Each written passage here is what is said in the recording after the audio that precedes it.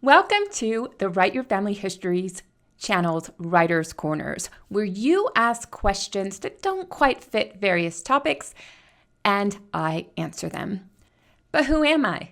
I'm Devin Noel Lee, the author of A Recipe for Writing Family History, a quick guide to help you rapidly write your family stories and turn them into books for your shelves. Today's Writer's Corner focuses on starting documents. What is the best document to use when starting to write the rough draft about your ancestor's story? In your experience, what is the one best source to start using while writing the way I teach you how to write here on Write Your Family History? But I really liked what Pauline said. I would start with a source that is interesting to me because then I would be more likely to see it through. And she says, it's just me. I've talked about this in a discussion on the channel before. I often start with the earliest record I can find about a person, only because I'm drafting the story. Remember, can't say this enough. Drafting and the final product are not the same thing. And so while there's a lot of great tips of starting in the middle, flashing back, going forward, or writing in an inverted pyramid style that's common in newspapers, where you start with the most important thing and then the least important thing, or the next most important, on all the way down to the least important thing, such as they're born.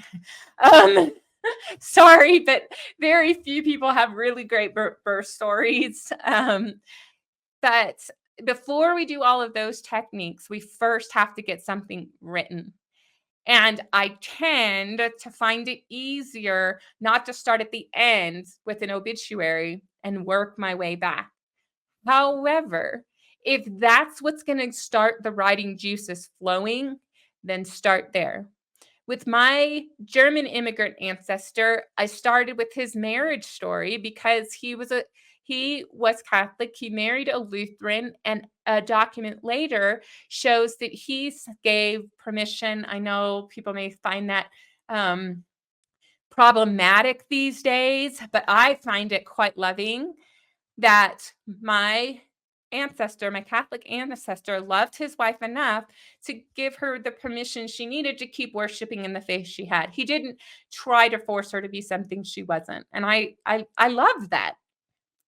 Do you think that's cool? I hope so. And so for me, I started with their marriage story. I actually could have started with the story of their toddler drowning on their property, right? And the Catholic priest, who I have a document of him berating my ancestors for not keeping an eye on their child and watch this child drowning, and then trying to give some comfort to this grieving family, but then also understand why the priest would have done that. And then I can go through and get the backstory. So what's the one best source? There isn't any.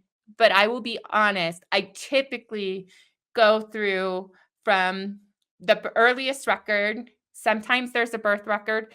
With William James Townsend, the earliest record was when he was in the 1860 census at 18 years old. So that's where I have to start. So there really isn't one best. Do you have a preferred document that you like to use when you're starting to write about your ancestors' stories? Let me know in the comments section below what document you prefer to start with and why. Or let me know which documents you find to be the most difficult to start with and why. Let's have a robust conversation starting now.